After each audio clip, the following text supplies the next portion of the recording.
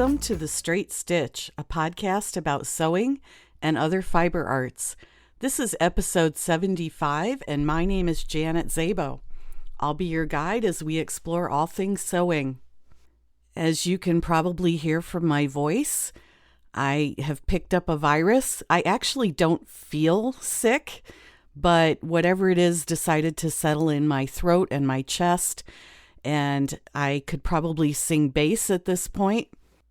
And I know my voice does not sound very calming or soothing at this point, so I'm not going to subject you to it today. I will give you a brief update on what's been going on, and I will introduce today's guest, and that will be it from me. In terms of what I've been sewing, I was asked to do a pants class at the local quilt shop, and the owner's daughter chose the Sew House 7 free-range slacks pattern. So I knocked those out last week and took them into the store so they could be used as a display sample. I do love the Sew House 7 patterns. Their toaster sweater pattern is one of my absolute favorites. I've made probably close to half a dozen of them. This new pattern, the free range slacks, is also going to go onto my tried and true pile of patterns because they turned out really well. The pattern comes in two versions, a straight leg version and a wide leg version, but the narrow or the tapered leg version is very attractive too, and I'll probably end up making a pair of those as well. I'll put a link to the pattern in the show notes so you can check it out. The other project that I've started is the quilted jacket for Bernina University. I think I mentioned that I'll be tagging along with the group of employees from our quilt store who are going to Bernina University in Salt Lake City at the end of June. And as a group, we decided to make quilted jackets to wear. The pattern that we started with, and that I think most everyone is using except me, is the Beachcomber pattern from Laundry Basket Quilts. It's a quilted jacket pattern that uses a sweatshirt as the foundation. The only reason I'm not using it is because it's a shorter jacket, and I don't like short jackets, and everything is short on me anyway. So I am using McCall's 8560, which is a longer jacket, and I actually did make up a muslin of this pattern a few weeks ago using some pre-quilted fabric from Joann's, and I really like the way it fits. I like the length. It's got a two-piece sleeve, which helps the jacket look a bit more tailored. Sometimes with quilted jackets, the sleeves some will look like they're just tubes sticking out of the body of the jacket, and the McCall's pattern gets around that with a two-piece darted sleeve. The Beachcomber jacket features sawtooth stars, and I decided to stick with the sawtooth stars. I figured I was going far enough off script that I should probably stay with the sawtooth stars, and that is one of my favorite quilt blocks, so I was quite happy to do that. And each of us chose a specific designer whose fabric lines we're using for the jacket pattern. So one of our members is doing hers out of Tula Pink. Somebody else is doing K-Facet. I decided to do Tim Holtz. I have a vast collection of Tim Holtz fabric. I bought it at Joann Fabrics when it could be purchased there. Now I think Free Spirit carries him, and you can get it at quilt stores. So I tend to buy Tim Holtz fabric whenever I see it because I just like it so much. I pulled out my bin of Tim Holtz fabric this past week and picked a couple of fabrics that looked nice together and started making sawtooth stars. I'm doing everything from 12-inch finished blocks down to 4-inch finished blocks, so I am enjoying working on that project. Okay, I think that's enough talking for me for today's episode. I'm going to introduce our guest and get into the interview. So one of the questions that I get repeatedly is, can you talk about projector sewing? And the short answer to that is no, I cannot talk about projector sewing because I don't know anything about it. So, one of my listeners out there, thank you, suggested that I speak with Sheridith Hardy, who has the website projectorsewing.com. And Sheridith graciously agreed to do an interview with me. So, I learned a lot. I'm more motivated now to try projector sewing. And I hope that this will, if it doesn't answer your questions, will at least get you pointed in the right direction for a good resource. And Sheridith has a special offer just for my podcast listeners. So if you listen to the end of the interview, you will hear about the special offer, and I hope that you'll take advantage of it because I think that it a good way to get some help in an area that you might not know anything about, like me. So without further ado, here's my interview with Sheridith Hardy from projectorsewing.com. Hi, Sheridith. Welcome to the podcast. I'm so excited to have you on today. Thank you, Janet. I'm so excited to be here. I get this question all the time. Would you do a podcast about projectors? And I know absolutely nothing about projectors. So a couple of my listeners suggested you as a resource, and I'm thrilled that you agreed to be on the podcast. So we're going to jump right in. Let's just start with the basics. I'm a sewist and I want to start using a projector. What do I do? Great question. That's the beginning spot for everyone. And really, what I say is, get in there and start learning about what it is. Obviously, we're going to need a projector, but let's go over kind of what is the concept so we know what it is. So you got to do a little bit of learning, research, and make sure you know what you're getting yourself into, right? Um, so projector sewing really is a simple concept. The projector is used as a second screen for a device, such as a computer, and the projector shines the image of a PDF sewing pattern that's scaled for accuracy during a process called calibration. And this image is projected directly onto fabric, which that can be traced or cut out. So the bare minimum you need to get started, you need to find a projector that's right for your sewing space. And that's going to be the bare minimum that we're going to go on. There are a couple of things that have kept me from getting a projector. And one is my sewing space, because I thought you had to mount it over your sewing table, but apparently that's not true. And the other thing is, the older I get, the more technology weary I get. But I suspect that the technology has advanced enough that it's a lot easier to use now. Yes, definitely.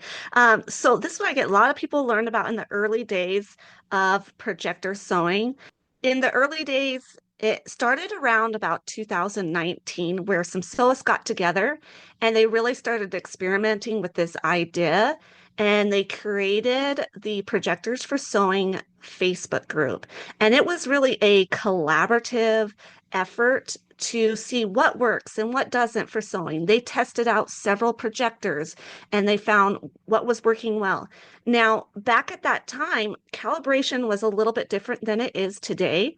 And if you learned about it in the early days, that might have turned you off from using a projector for sewing. It involved a lot of manually tilting and adjusting the projector to get it perfectly squared and on your fabric so that it would be accurate. Well, I'm happy to tell you that's not the case anymore. There were some sewists in the community that developed programs specifically to use for sewing to make it a lot easier. And now calibration is a very simple process of dragging and dropping four corners on your cutting mat, measuring the size of it, and you're ready to start projecting patterns from these programs. So it's a lot easier process than it has been in the past with the development of these new programs. And then, I mean, I'm kind of jumping around here, so feel free to jump to any spot. And then with projector sewing setups, there's just everyone's sewing room is different. Everyone has different needs in their space and how they do their sewing. And there are so many different options. Sometimes you'll see a post and you're like, oh, well, that setup just won't work for me. So projector sewing won't work for me. And that's not the case. There are so many different setups. You can mount them from the ceiling, you can mount them from the wall, you can put it on a tripod. You can put a projector on. I like to use a current tension rod sometimes.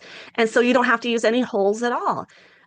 Sometimes you see those very large, they're called ultra short throw projectors. They can be put right on your cutting table if you like, or you can use like a TV stand to roll it around, roll it apart if you have a sewing setup that you set up and then take down, maybe at the kitchen table.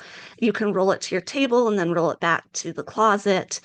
So there's a variety of setups. There's not just a one size fits all in projector sewing. And I really try to preach that to people that just because your friend or somebody you saw has a certain setup doesn't mean it's going to be the right setup for your sewing room. And that's what's so great about a do-it-yourself projector sewing setup is because there are so many options out there that can be customized to your sewing situation, to your sewing setup. Um, and so that's why I say it's always good to start with a little bit of research and see what some of the options are out there and start thinking about what kind of setup do I see working in my current sewing room that I think will be well. Like you mentioned, you thought they all had to be mounted on the ceiling and you didn't want that. And it's good to know that, you don't want that, but let's look at what some of the options are. And so looking at some of those options. And that's why I do have an article on my website, projectorsewing.com, which is how to mount a projector. And I go over lots of options because again, I know there's not a one size fits all. I want you to think about what are some of the options that work for your sewing room and how you currently sew. Because I don't want to change your process or your setup. I want it to work in your current lifestyle and your current way that you sew. You mentioned a short throw projector. I gather that there are different kinds of projectors, and not all projectors are suitable for projector sewing. Is that fair to say? That is fair to say. So in projector sewing, we have a limitation, and the limitation is the distance that we have between our cutting table and our ceiling. And that's what we have to work with. Not all projectors can focus within that distance. And so not all projectors are suitable for sewing, nor will all projectors give you a decent image size. You don't want to set it up on the ceiling and then you only get an 18-inch wide projection. That's just not going to work for sewing. And that's why there are certain projectors that are recommended for sewing. So you can always check out what the current recommendations are because they do change because projectors update and things. But we talk about three main types of projectors. And I mentioned ultra short throws. Ultra short throws are designed to create a large image in a very short distance. That's why they're called an ultra short throw. It refers to the lens type that they have in the projector. So ultra short throws, again, can be very close to the table. Those are the ones that were going to be on the table or on your TV stand. They're going to be very close to the table. They are a larger projector, pretty heavy on that. At least we're going to be looking around 10 pounds, you know. They're larger than people think. But these are often bought at secondhand school surplus sales. So you really are recycling these projectors. We don't buy these new because they can be very expensive new. So ultra short throw projectors we buy secondhand, and they don't take a lot of distance to project a large image. So that's why they are a really good choice for sewing. Next, we can talk about a short throw projector, and that's going to be the in between what we call a long throw and an ultra short throw. Short throw projectors don't need a lot of distance to create a large image, but they're going to take more distance than an ultra short throw. on there. So they're kind of the in between. And then we have long throw projectors, but that's such a wide range. In the projector for sewing world, we talk about mini projectors. You're going to hear the term mini projector. And what a mini projector is just a small projector that is used for home entertainment purposes. And the what we call the throw ratio is how all these lenses are classified on how large of an image they create relative to the distance that they're placed. And that's called throw ratio. And that's how projectors are classified: short throw, long throw, ultra short throw, is this throw ratio.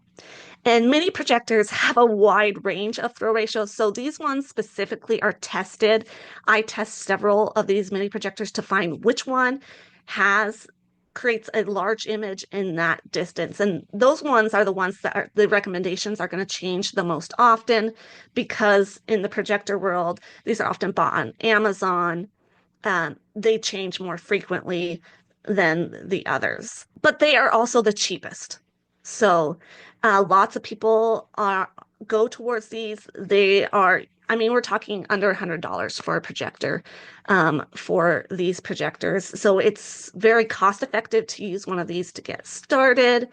And the technology really has improved, and we can get some great, what we call mini projectors for sewing on there. I know that's like a lot of information to throw throw out there. That's And I don't want okay. everyone to get confused about the types of projectors. Most often, I have two top recommended projectors. You can always check the current recommendations on my projectors page on there, and I will say this is the top recommended. This is the minimum distance you need for it to focus. Okay. And this is the image size that you can expect at your distance from this projector. It makes it simple. I don't want you to go out and research all these projectors, because the research has already been done for you. um, so most often there's two projectors. Right now it's the Madge Cubic mini projector or an ultra short throw projector that is used. Usually it's the Epson brand. One of those is most likely going to work in your first setup. So I narrowed it down to two. I want to say that your website, www.projectorsewing.com, has a tremendous amount of resources on it.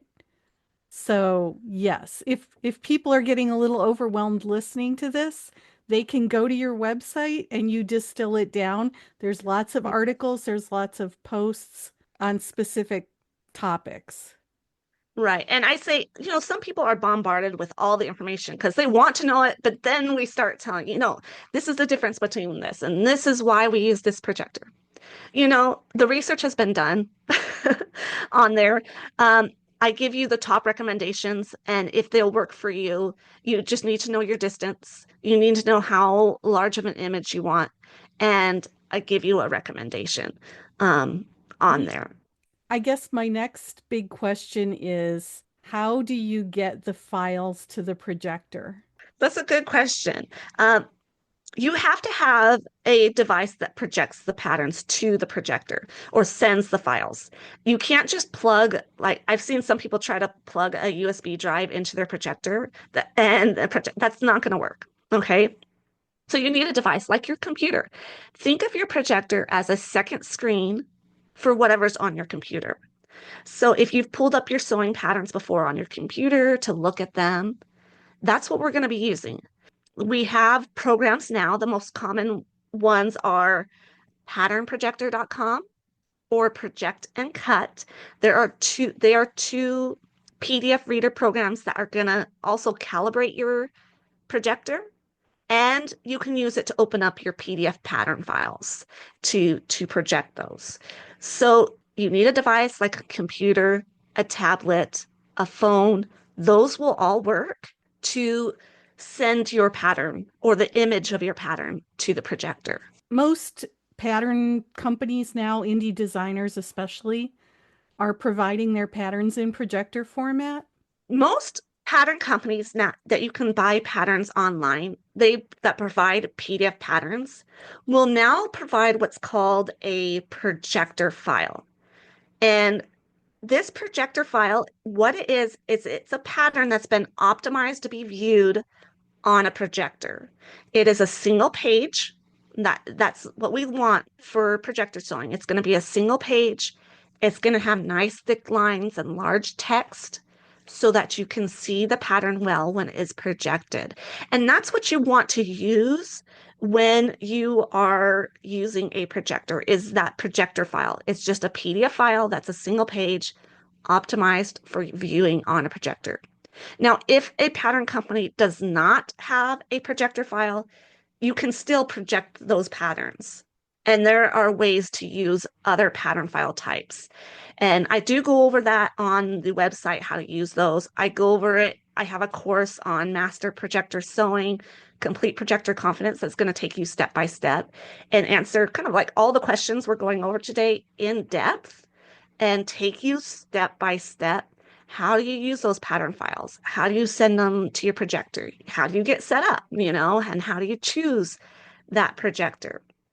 But most pattern companies are now offering projector file patterns. When I think about how I might use a projector in my own sewing, I have to do a lot of pattern alterations before I even get started because I'm taller than average, so I almost always have to lengthen things by about 3 inches. Would I want to project that onto tracing paper and make my alterations there? Because I trace all of my patterns. I don't cut my patterns. Yes, you're just like me. When I printed my patterns, I would trace them because once I printed and taped them, Right? I wasn't going to be printing and taping again. So I would trace it and then alter it. Um, and you can, if that's what you're comfortable with, you can start with tracing. Yes, you can make pattern alterations when you're projecting. You could skip the printing and taping. You could trace it onto paper just from your projector.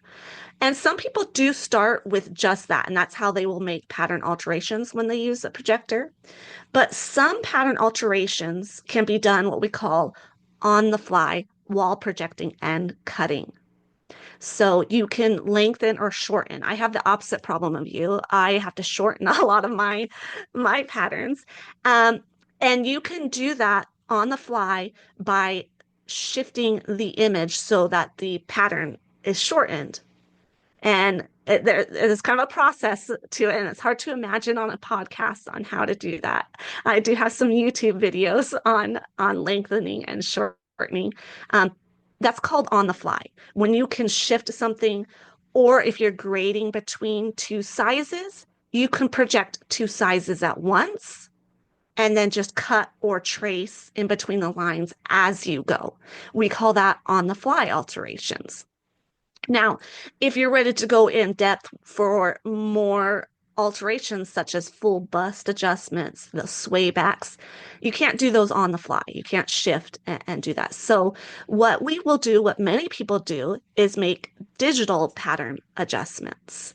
And this kind of goes down the rabbit hole even, even further on there. So, that's why I say if you're not comfortable with doing digital pattern alterations yet, tracing and doing it on paper how you're used to is a good start. Is a good start. And then when you're ready to go even in depth more into the digital realm, we can make digital pattern adjustments. And this is done in a vector graphics program. And the popular ones are Inkscape, Affinity Designer, and Adobe Illustrator, where you can get right into the pattern. You can see the pattern lines, and we can make those full bust adjustments, sway back adjustments, full bicep adjustments. And you can do it right on the pattern digitally, and then you can save it as a PDF and project it right onto your fabric. You save that pattern digitally. Now you have that, and it's already to your size. You can just pull it up again and project it, and you're ready to go. And you don't have to deal with the paper at all anymore. It's all saved and done digitally. So let's talk about the advantages because I'm starting to see that there are many. Obviously, one is less paper usage. Yes, the advantages. This is what really got me fired up about it at the beginning. The biggest advantage of a projector is that it skips that need to print and tape those print at home patterns. You don't have to take those A0 files to the copy shop and get those printed out because that's a cost right there, right? When I first heard about sewing with a projector, I enjoyed sewing clothes for my three kids.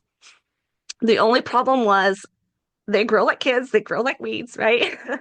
um, and it seemed as soon as I completed one project for them, they were ready for the next size. Since I knew they would be growing, now I always traced the printed and taped pattern like we talked about because I didn't want to print it again and tape it again in the new size. So I print all the size. Then I would use tracing paper to trace out that. Because I don't want to have to start all over when they grew into the next size. We can already see the amount of time that it's taking just to prep the pattern. So one of the advantages right here is time. I'm also someone who enjoys trying out lots of new patterns. And now that I sew a lot of my own clothes, I love trying out new styles, new patterns. And some of these adult patterns, we're talking 40 plus pages, right? 40 plus pages long. And that's a lot of printing. That's a lot of taping. That's a lot of ink. And that's a lot of time. A comedian that I listen to sometimes, Don McMillan, he does a whole skit on how expensive printer ink is. And he even compares that the printer ink is more expensive than blood. And he's like, it would be cheaper to just take your blood and print. One day I was looking at the cost of buying a whole set of ink for my printer, and I realized that the ink would that I would need for a year of printing sewing patterns would cost more than if I just bought a projector. It would cost more than this projector. And the projector would surely last more than 1 year. And if it lasted only 1 year, I would be ahead still. And this is what initially persuaded me to jump onto projector sewing. I'm like, it's a no-brainer. I could spend this money on buying new ink that I need now, or I can just get a projector. And I don't have to buy this ink on there. So that was like an aha moment for me. And I'm like, okay, well, I'm not going to be wasting all this paper printing over and over these patterns. I'm not going to be spending money on an ink or even a new printer. I could use a projector that's going to last me for years. And I won't have to be spending all this time taping and printing these 40 plus page patterns. Now, when I'm ready to try a new sewing pattern, I can simply select my size, turn on the projector, and start cutting my fabric. So when the sewing bug hits, I can jump right on to my next project and just jump right in. This might be a dumb question. If you're projecting onto white fabric, can you change the projection to black and vice versa? That is a good question. Yes, we call that inverting colors, and the default is usually a white background with black lines. Most pattern companies have that, but in the programs that we use to project patterns, we can invert colors. So you can have a black background with white lines or a black background with neon lines. Now, if you're doing digital pattern alterations in those programs, you can make the pattern lines any color you want. So if you have a specific color fabric that's not working, change the line color. It's not a big deal. Let's talk about like how people get started because I went over a lot of information. Yeah, let's go back to the beginning and do this step by step. That sounds like a great idea. So I'm going to tell you to do a couple things to really get started. First, if you're on Facebook, you need to join the Projectors for Sewing Facebook group. I do not run this group. I'm just a member of this group and I contribute to the group. There's several of us that contribute and help people in the group, but they have some awesome guides to get you started. And they're there to answer any questions you have. Next, you have my website, projectorsewing.com. I have a get started page that's going to tell you each of the steps and have links for each of the steps on what you need to go do. If you're someone who is a visual learner and you just really want to see videos of it, um, I and you want somebody to kind of hold your hand through the process so you're not missing any step, and you can see how it's done, you can see the resources. I do highly recommend just taking my course, which is Master Projector Sewing Complete Projector Confidence course, because it's going to make sure you're not missing any of those steps. It's going to take you from knowing nothing to projecting your patterns with confidence, is what I say. You'll know how to do that process. You can also find me on YouTube, and my channel is dedicated to using a projector for sewing. Everything that I post on there relates to using a projector for sewing. Now, the problem with just going there is you're going to get things out of order, right? And it's going to be hit and miss. But if you want to see it in action, I have a video called My Process, and you can see how I go choosing a pattern all the way through the end. And you can see what my process is. If you want to see calibration, I have a video that shows how I'm calibrating. So it's those little bits and pieces. If you just have a question about something specific and you want to see it done, I have all those videos for you. But if you're somebody who's ready to get started, jump on those resources, or if you want somebody to guide you through, jump on that course, because it's really going to make sure you've got everything and you've gotten the right setup for your room that you're going to love for years to come. You're not going to get something that is going to frustrate you and not work for your space, because you did the research, you looked at it before, so that you got those little pieces step by step. But if you follow my process, you will get a projector that you're going to love for years to come, and you're not going to want to upgrade. There are some people that want to just get started, so they get the cheapest one. And it works for them. It works great, but maybe they're not happy with the image size or the brightness, or, there's little things that you start to notice once you start projector sewing. So, and things to consider when you're buying. But can you just get started with a cheap one and use it for years and years to come? Absolutely. Absolutely. I don't want that to stop anybody. If you need to just get started and you want to just try it out, start out with the Madge Cubic projector. It's a great projector. It's a budget projector. It has it has a good image size, and it will get you started. It will get your foot in the door. And if you're a hobby sewist, obviously, you don't need to spend a lot of money on it. Just get started. Just jump in and see how it is. And you're going to develop your own preferences as you go, obviously. I'm imagining this in my head and how I would incorporate this into my sewing room. My sewing room has my cutting table is in front of a very large window. So this may be another dumb question. Do I have to get a shade? I'm going to say some projectors are brighter than others. If you're going to get like a budget projector, they're not as bright. And you would need to have a curtain on your window, which is simple. You just put a curtain on your window. It will darken your room and you will be able to see your lines. It's not going to be a big deal. And so projectors do work better in a dim environment. So let's talk a little bit about your website. And you made a great offer available for the listeners. So if you want to talk about your course. My website, projectorsewing.com, has a lot of resources, product recommendations. I actually make a sewing projector mount in-house that I do sell on my website for those that do want to mount to the ceiling. I know it's not what everyone likes, so there are other options listed on the website. But I also have my course, which is Master Projector Sewing Complete Projector Confidence course. And it's going to break down kind of everything we talked about today and find a setup that works for you and give you the confidence you need through calibration and projecting your first patterns. I walk you in video, step by step. I link to external articles and calculators to help you pick the perfect projector for your sewing space, and then how to use those patterns, how to do those alterations, and get started with that. And that's my Master Projector Sewing Complete Projector Confidence course. And for your listeners today, I have a special 20% off coupon that you can purchase right now. And it does expire at the end of June, June 30th. So if you're listening to this later, just know that there is an expiration date on it. And the good thing is, this is a beginning course. I've priced it pretty reasonably. It's going to cost less than you spent on fabric last week, probably. It really is the hand holding.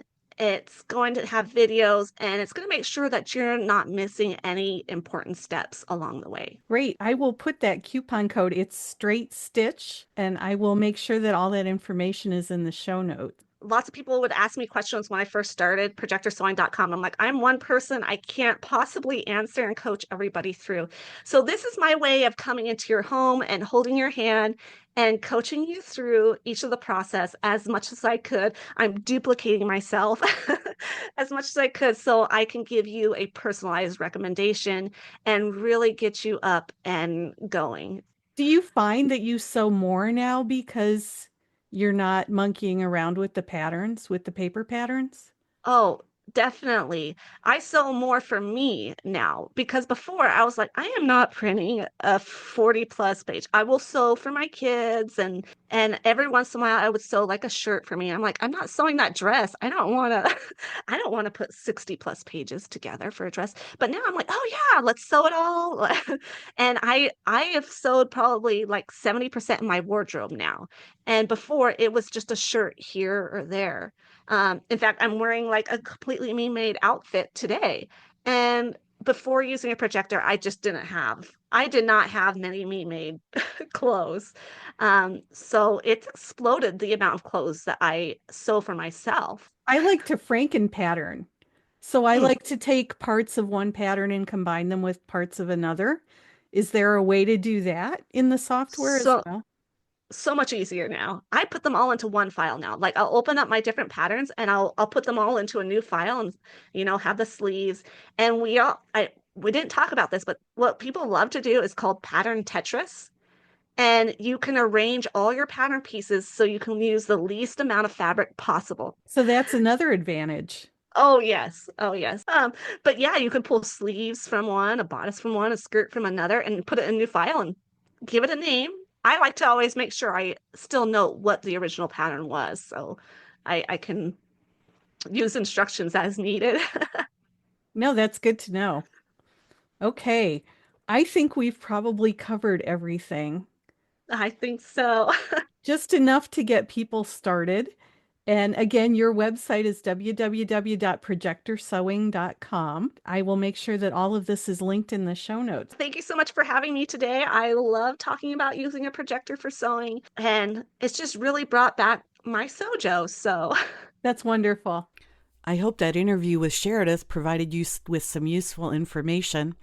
And again, the coupon code for her site, projectorsewing.com, is Straight Stitch, all together, lowercase, Straight Stitch.